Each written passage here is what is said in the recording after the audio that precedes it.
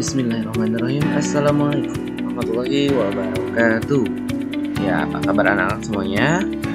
Semoga kalian semua selalu dalam keadaan sehat walafiat ya.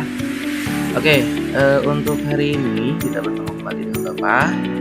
Walaupun tidak langsung tatap muka dengan Bapak, tapi kalian pasti sudah tahu ya ini suara siapa. Nah, untuk kali ini kalian akan belajar tentang informatika.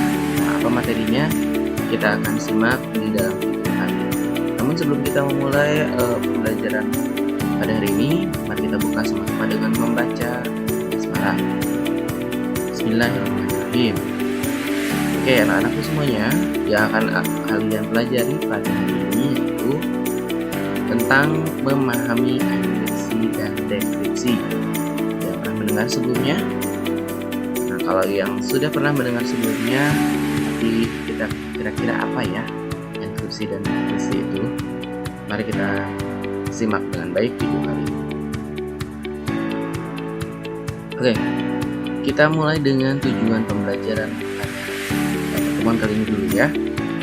Apa saja yang akan kalian dapatkan atau apa saja yang harus kalian bisa ya setelah mempelajari materi kali ini. Yang pertama itu harus memahami pengertian dari enkripsi dulu. Setelah itu nanti kalian harus mengenal jenis enkripsi. Kemudian yang ketiga, mengetahui tujuan enkripsi.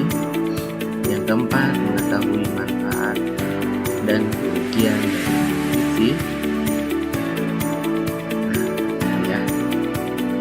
Nah, mungkin di sini kalian pernah lihat ya kata-kata yang ada di aplikasi chatting kalian. Apa ini? Ya, betul, WhatsApp. Di WhatsApp itu biasa kalau kalian pertama kali ngechat seseorang yang belum pernah kalian simpan nomornya, nanti akan ada tulisan message you send this chat are now end-to-end encrypted. Nah, artinya apa? Pesan yang kamu kirim itu sudah terenkripsi atau sudah terjamin keamanannya. Ya. Karena apa? Di situ ada end-to-end. End-to-end itu artinya apa? Dari pihak ke pihak. Jadi antar pihak itu sudah aman, tidak akan mungkin terbaca orang-orang lain. Kita mulai dengan pengertiannya ya. Apa sih pengertian dari enkripsi itu? Nah, enkripsi adalah suatu metode yang digunakan untuk mengkodekan data sedemikian rupa sehingga keamanan informasinya terjaga dan tidak dapat dibaca tanpa didekripsi dahulu. Nah, dekripsi ini adalah kebalikan dari proses enkripsi tadi. Ya. Encryption berasal dari bahasa Yunani, yaitu kriptos yang artinya tersembunyi atau rahasia. Ilmu yang mempelajari tentang enkripsi data disebut kriptografi. Istilah-istilah yang nanti akan kalian temukan dalam materi kali ini, yang pertama itu ada plain text dan ciphertext atau cipher-data. Plain text adalah pesan yang dapat dibaca dan dimengerti maknanya. Sedangkan ciphertext atau cipher-data adalah pesan atau data yang tak dapat dimengerti maknanya, yaitu pesan yang telah tersandi. Kemudian ada enkripsi dan dekripsi. Nah, yang tadi enkripsi ini adalah proses penyandian plain text menjadi ciphertext, disebut proses enkripsi. Sedangkan untuk proses pengembalian ciphertext menjadi plain text semula disebut dekripsi. Jadi kebalikannya ya, dekripsi daripada enkripsi. Enkripsi dibuat kode, sedangkan dekripsi dibuka kode. Nah, kemudian ada key distribution center atau KDC, yaitu pusat distribusi kunci yang diandalkan, yaitu bagian yang bertanggung jawab untuk memindahkan kunci dari pemilik ke penerima. Kunci di sini apa sih? Yaitu untuk membuka sandi atau kode yang tadi dienkripsi. Nah, berikutnya ada jenis-jenis enkripsi. Yang pertama ada public key atau kunci asimetris. Yang kedua ada private key atau kunci simetris. Nah, apa sih maksud dari keduanya? Kita jelaskan satu persatu ya. Pertama, public key atau kunci asimetris. Kunci asimetris atau yang lebih dikenal dengan nama public key merupakan enkripsi yang menggunakan dua jenis kunci yang berbeda, yaitu ada public key dan private key. Public key bisa dibagi dengan semua orang, sedangkan private key harus dirahasiakan atau hanya dipegang oleh si penerima saja. Metode public key yang paling banyak digunakan adalah RSA atau Reverse Sequence Agreement. Itu adalah nama si penentu dari metode atau algoritmanya, ya, supaya bisa mengunci dan membuka si plaintext tadi. Nah, kita bisa lihat di bawah ini ada skema dalam penggunaan public key atau kunci asimetris, ya. Di sini si pengirim atau sender itu mengirimkan plaintext data, kemudian dienkripsi menggunakan public key. Nah, nanti ciphertextnya akan dikirimkan kepada si penerima.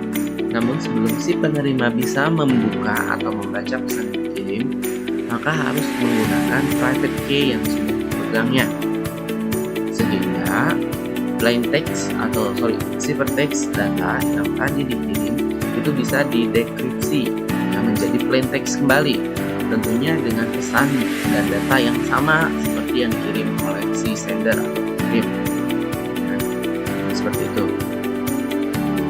Kita lanjut ke jenis yang kedua, yaitu private key atau kunci simetris. Kunci simetris atau yang lebih private key ini melakukan enkripsi dan dekripsi dengan menggunakan kunci yang sama. Maksudnya pengirim dan penerima itu menggunakan kunci yang sama, yaitu private key. Jadi tidak ada kunci yang lain selain kunci private key. Metode private key yang paling banyak digunakan adalah AES atau Advanced Encrypted Standard yang biasanya diciptakan untuk melindungi informasi rahasia pemerintah.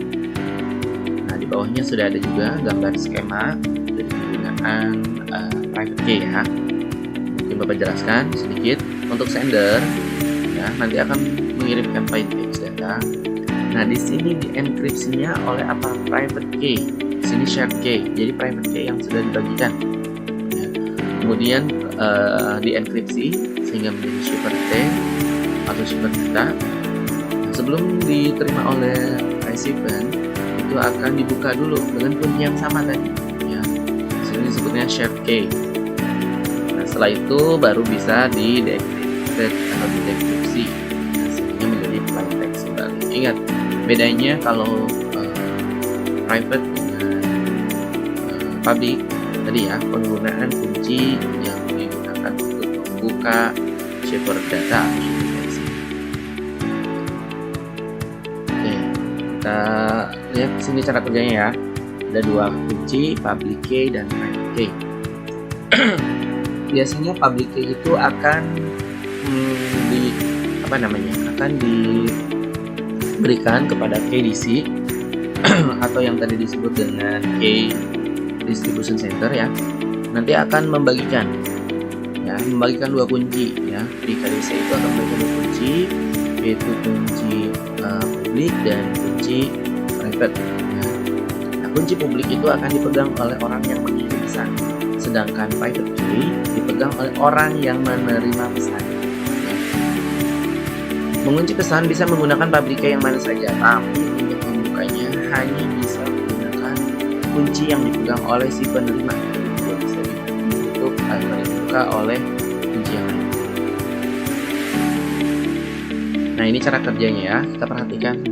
Di sini ada bagan yang sudah Bapak buat. Nah, di sini caranya yang pertama itu si plaintext yang merupakan data yang dikirim dalam bentuk mentah atau tidak dienkripsi. Kemudian mana panahnya? Nah, ini dia. Ya, ini plaintext akan dienkripsi. Menggunakan apa? Menggunakan kunci sesuai dengan jenis kunci yang kita gunakan. Ya, boleh menggunakan private key atau public key. Ya, sesuai dengan pilihan jenis kunci, ya. Dienkripsi tentunya dengan menggunakan algoritma tertentu, ya. Setelah itu nanti akan menuju ke setelah proses ini maka akan menghasilkan data baru yang disebut ciphertext. Di sini ya. Di sini ada ciphertext. Dari ciphertext itu hanya bisa dibaca setelah diuraikan atau setelah didekripsi. Ini ya. Dengan apa? Dengan kunci yang tadi digunakan. Kunci dekripsi. Tergantung kunci yang mana yang digunakan ya. Public kah atau private ya. Nah, proses ini disebut deskripsi. Dekripsi ya. Jangan sampai tertukar ya, bukan deskripsi. Kalau deskripsi itu bahasa Indonesia, kalau di Indonesia namanya dekripsi. Ya. Enkripsi maupun dekripsi kaitannya tentang keamanan data, karena kita sudah belajar tentang internet dan jadi komputer, maka kita belajar tentang keamanan datanya sekarang. Jadi kedua metode ini fungsi utamanya, salah satu fungsi utamanya menjaga keamanan data. Next ya, kita simak dulu yuk video bagaimana sih penerapannya. Kita menganggap kasus ini mirip dengan dokumen rahasia yang dikunci dalam koper sebelum mengirimkannya ke tujuan. Pencuri atau kurir pengiriman tidak akan bisa mengakses dokumen. Hanya penerima yang memiliki kunci koper yang akan bisa membukanya. Pusat distribusi kunci yang bisa diandalkan adalah bagian yang bertanggung jawab untuk memindahkan kunci dari pengirim ke penerima. Jika penerima menggunakan kunci yang sama untuk membuka koper, hal itu disebut enkripsi simetris. Jika kunci pembuka berbeda dengan kunci penutup, metode enkripsi disebut asimetris. Namun, bagaimana jika kunci itu dicuri? Untuk mengatasi masalah ini, mari kita merancang sistem penguncian yang cerdas. Dalam sistem ini, setiap pengguna memiliki 2 kunci. Pengguna mengirimkan salah satu kuncinya ke pusat distribusi kunci.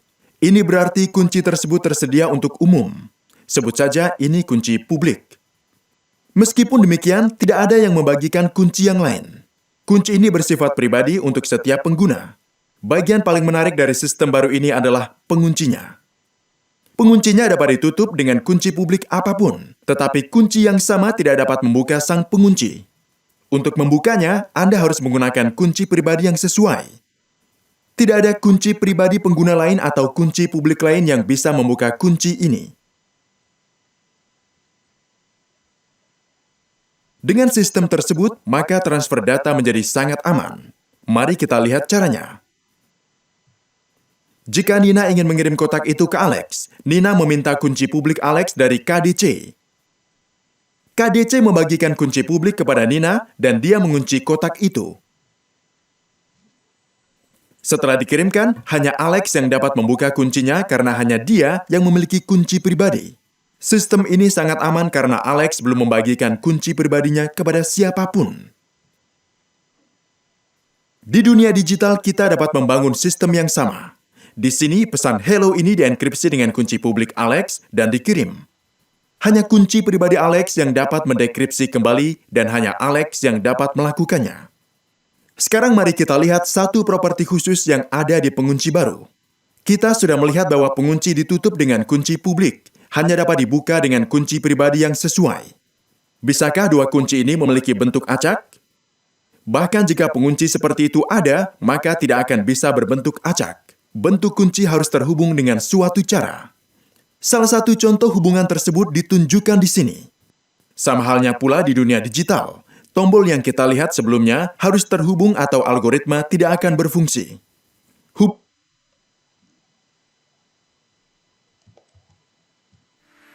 Nah, tadi sudah lihat ya videonya mengenai tentang penggunaan enkripsi dan dekripsi. Oke, jadi kata kunci untuk materi hari ini atau pertemuan ini adalah enkripsi dan dekripsi. Ya, karena ini bentuknya keamanan, artinya kita akan bahas kunci, ya. kunci dan kunci. Oke, kita lanjut. Tujuan enkripsi. Nah, apa aja sih tujuannya? Yang pertama itu kerahasiaan atau confidentiality, ya, yaitu layanan untuk menjaga agar pesan tidak dapat dibaca oleh pihak yang tidak memiliki hak atau wewenang. Yang kedua, integritas data atau data integrity, yaitu layanan yang menjamin bahwa pesan masih asli atau belum belum pernah dimanipulasi saat pengiriman ya. Kemudian yang ketiga ada autentikasi atau authentication, itu layanan yang berhubungan dengan identifikasi dari pihak yang berkomunikasi maupun sumber pesannya ya. Yang terakhir nirpenyangkalan atau non-repudiation, yaitu layanan untuk mencegah entitas atau pihak yang sedang berkomunikasi melakukan penyangkalan. Maksudnya apa sih? Contoh misalkan kalau kamu menggunakan mesin ATM. Nah, setelah kamu menggunakan PIN itu bagian dari autentikasi. Nah, artinya PIN itu apa? PIN itu adalah bukti dari nirpenyangkalan. Maksudnya apa? Kalau kamu melakukan penarikan uang ya menggunakan ATM, tentunya di rekening pun akan ikut berkurang saldo uang kamu ya. Nggak mungkin uangnya tetap ada. Nah, ketika kamu kehilangan uang, nah ya, kalau PIN kamu pernah digunakan untuk menggunakan penarikan tunai, penarikan uang, maka itu tidak bisa menjadi penyangkalan ya. Jadi itu sebagai bukti kamu. Jadi nggak mungkin bank mengembalikan uang kamu sedangkan kamu melakukan penarikan pada saat itu ya. Jadi itu yang disebut dengan nirpenyangkalan. Kita lanjut, manfaat dan kerugiannya. Manfaat dari enkripsi ini kita dapat ya. Yang pertama, terjaminnya kerahasiaan suatu informasi. Yang kedua, menyediakan authentication dan perlindungan integritas data. Yang ketiga, meminimalisir terjadinya penyadapan melalui email atau telepon. Dan yang terakhir, sebagai digital signature dan digital cash. Yang tadi Bapak jelaskan mengenai penggunaan PIN di ATM. Itu juga sebagai digital signature ya. Artinya kalau kamu sudah mengakses menggunakan PIN itu, maka berarti itu adalah bukti bahwa kalian sudah mengakses rekening kamu. Sama juga seperti dengan password ketika kamu masuk ke akun sosial media ya. Kamu nggak mungkin kan menggunakan akun kamu untuk membuka akun sosmed teman-teman kamu dan lain-lain. Nggak mungkin kan, pasti akan hanya bisa membuka sebuah akun. Itu bagian dari signature, digital signature. Kemudian apa sih kerugian enkripsi itu? Nah, di sini yang pertama penyandian rencana teroris. Ya. Jadi terkadang pencegahan teroris sulit dilakukan karena apa? Rencananya sendiri sudah tersandikan, jadi dibacanya susah oleh pihak yang menanggulangi terorisme. Jadi memang ini lebih ke arah pemanfaatan yang tidak. Yang kedua itu penyembunyian catatan kriminal. Ini bahaya nih ya. Orang yang sudah membuat tindakan kriminal dengan menggunakan enkripsi itu catatannya atau kegiatan kriminalnya dihilangkan. Contohnya apa? Pembobolan bank, ya, pembobolan bank, perusahaan data. Yang ketiga ini agak bahaya nih ya. Pesan tidak bisa dibaca bila penerima pesan lupa atau kehilangan kunci. Ya, orang yang menerima pesan itu disebut decryptor. Ini hati-hati ya. Kamu kalau misalkan dapat chat ya dari teman kamu ke nomor yang mana sedangkan kamu tidak menggunakan nomor itu, maka seperti yang tadi saya bilang, kamu tidak akan bisa membuka pesan yang kamu kirim tadi. Ya, karena nomor yang dituju dengan kamu yang digunakan itu berbeda. Jadi jangan sampai kamu kehilangan password atau PIN ya. Kamu ingin menggunakan mobile banking tapi passwordnya lupa, kamu tidak bisa melakukan transaksi di sana ya, karena itu bagian dari salah satu dekripsi atau untuk membuka pesan atau data. Jadi kita simpulkan pertemuan ini yang mengenai enkripsi dan dekripsi ini, yaitu berdasarkan pemaparan materi tadi bisa disimpulkan bahwa enkripsi sangat penting, terlebih di zaman modern seperti saat ini. Tanpa disadari, enkripsi sangatlah penting dalam segala kegiatan kita yang menggunakan internet. Ingat ya, menggunakan internet artinya di sana banyak celah ya, banyak celah untuk berbuat kejahatan. Makanya digunakanlah yang namanya enkripsi dan dekripsi, mulai dari transaksi, login akun, dan yang lainnya. Jadi memang enkripsi dan dekripsi ini sangat penting. Mungkin kamu pun sudah mengalami dalam kebiasaan kamu sehari-hari ya. Jadi kalau hati-hati, ini masalah kamu.